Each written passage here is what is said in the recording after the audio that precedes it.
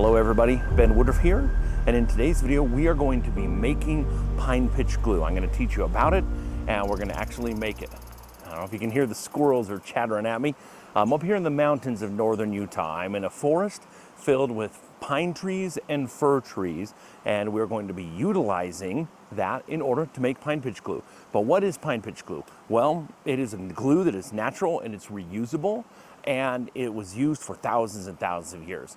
So why do we need pine pitch glue? Well, here's the thing. Anciently, if you are going to attach a projectile point to an object, that's called hafting. So for example, if you're going to take an arrowhead and attach it to an arrow, or a spear point and attach it to a wooden spear, or a dart, add a dart tip and attach it to a dart, or even a knife blade to a knife. That process of attaching something organic like a spear shaft to a spearhead, which is inorganic, that is called hafting. Now, in today's world, you can go to a gift shop and buy a fake arrow. And what I mean by fake is that it wouldn't actually work properly in real life, but it looks the part. And so those are made very incorrectly, and they're hafted incorrectly. So when you're actually going to go out and hunt, or if you're going to cut something with a knife, then having that blade attached, like, I carry a pocket knife around with me, right? And think about how hard that pocket knife is attached to that handle. It's very solid. It's not going to come off, and that's important because when you're carving, if that blade just abruptly came off, you'd have a problem.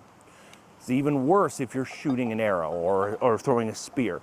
If you shoot an arrow and that arrow fires and that arrow comes loose, you have a problem. You have to deliver energy.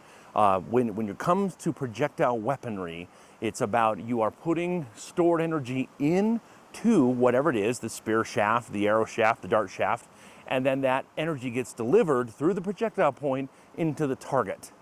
And if the connection between the projectile point and the shaft are not solid and they are not operating as one, then you have a delineation outward of energy, and it's not going to cause the damage you need it to do in order to get your dinner. So it's very important. Same thing again, less crucial, but if you have a knife handle that's not very firmly attached to your knife, you're going to have problems. So when you go to these gift shops and you see these arrows, usually they are hafted incorrectly. Usually what people will do is they'll just take a dowel or a piece of bamboo and they'll split it, and then they will jam an arrowhead into that shaft and they'll just tie it on. Now, what you've effectively done is made a wedge. You think about using a wedge to split wood. That's what you've done. You've put a wedge in this piece of dowel. So if you were to shoot this, once it hits, all the stored energy is going to go out and split the arrow shaft. It's not going to work. So first of all, for the record, if you are ever hafting an arrowhead to an arrow, spearhead to a spear, an atlatl dart point to an atlatl, you don't split the dowel. What you do for your arrow shaft is you drill a hole all the way through and then carve outward from it. This is a U-shaped trough. And then you put your projectile point in there, and then you haft it. Now, another thing you always see at these gift shops is you will see that the arrow is just tied on with usually imitation sinew. Real sinew is animal tendon. It's very good, and imitation sinew works well. I haft a lot of my arrows with imitation sinew, but there's an important thing that's missed, because traditionally, peoples of the world never, ever, ever simply tied on a projectile point. They would either glue it, or they would glue it and tie it, but never just tie it. Because no matter how good you are, you cannot tie it on strongly enough and powerfully enough that it will deliver the full force of projectile energy. So you have to have glue. Now, I have many examples that I make and use, and usually I just glue them on now, especially with my spears. Usually I will just glue a spearhead onto a spear directly with glue. With these prehistoric primitive glues. But you can also tie them on as well. Now, another thing is if you're making an arrow, once you haft the arrow in and you've glued it with one of the glues I'm going to mention, then at the base of the arrowhead, you also want to wrap sinew around there to tighten around the arrow itself, so that again, even though you have a U-shaped trough, that way it's not going to split it. It's going to help that energy be delivered properly. Okay, so let's get into the glues. Anciently, here in the Americas, there were 3 glues used. The first glue is hide glue. Hide glue is made from granulized rawhide. You take the rawhide of an animal, grind it up into a powder, and then you bring it to a near boil. Don't boil it, but it's got to be nearly a boil, and then use that for a glue. Takes a bit to dry, takes like a day to dry properly, but it's one of the strongest glues on the planet. It's a one-time use glue, so you better get it right. The next glue is asphaltium. Asphaltium is natural asphalt that bubbles up from the ground, sometimes mistakenly called tar. Tar is different. Tar is a human man-made byproduct. Asphalt is a natural thing that bubbles up from the earth, like, for example, in the La Brea tar pits, which should be called the La Brea asphalt pits. And when it hardens just into a big clump. It looks like a brown rock. You can just heat it up over a fire and it drips and it becomes pliable and usable, and you can use it perfectly for a glue. It's reusable as well.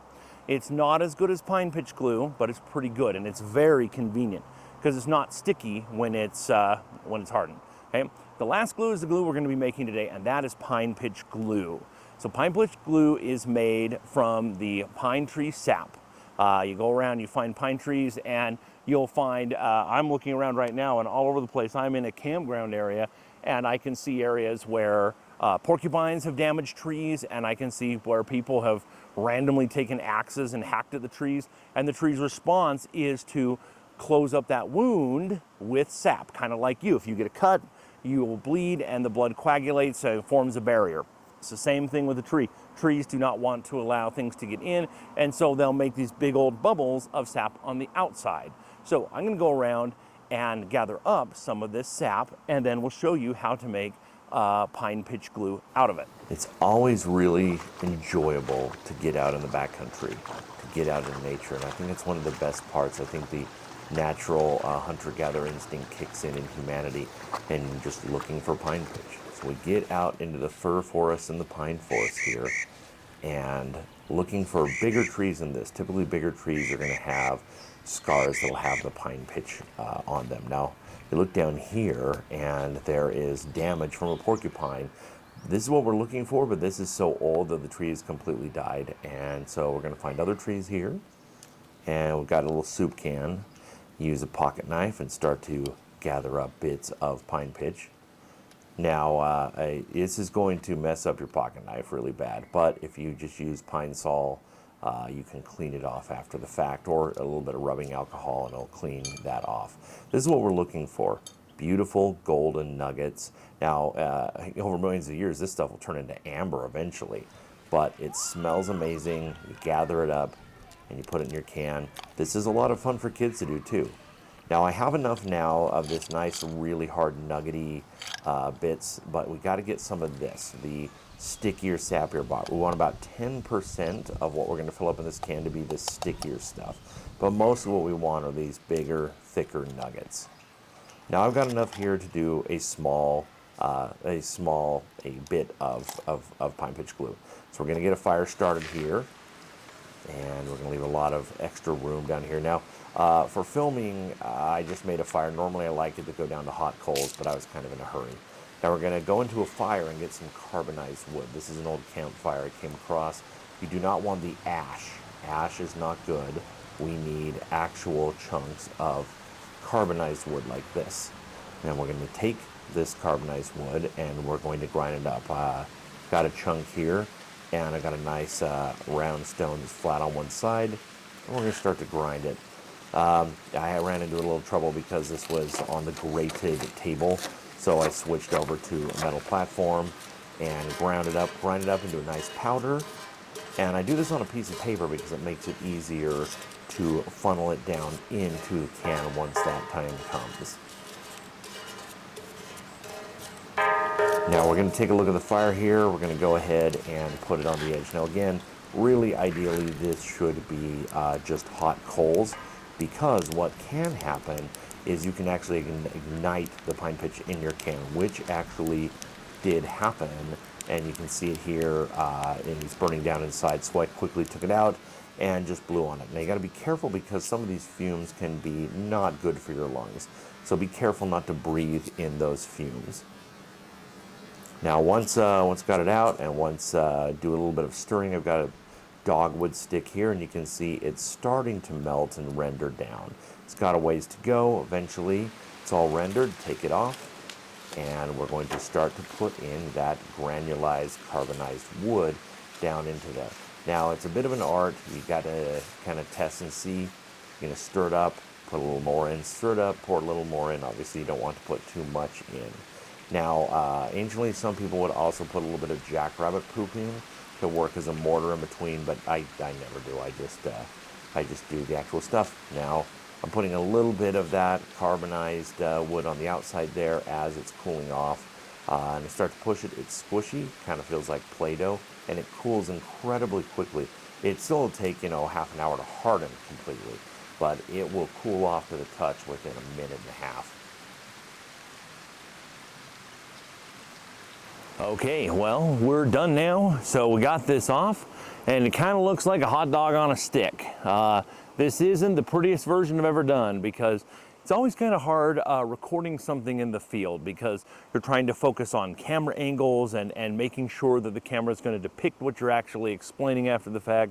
So normally this looks a little more uniform, but this is still a little warm, but it's going to cool off, and then you just cut it short, and anytime you need it, you just heat it up over a fire, drip it off into when you're hafting. If you got that little U-shaped trough in an arrow, you put a few dabs of this in, put the arrowhead in, and then you put a few dabs around the outside, and then lash it on with your sinew, and then you're nice and solid. And this makes a solid bond between something organic like an arrow shaft and something inorganic like a stone arrowhead. So hope you enjoyed seeing that and learning how to make pine pitch glue. Very handy, very useful. And so hope you enjoyed that. If you haven't already, if you could hit subscribe to my channel, I very much appreciate it. And always remember that life is a gift. So never stop learning and never stop exploring. We'll see you next time.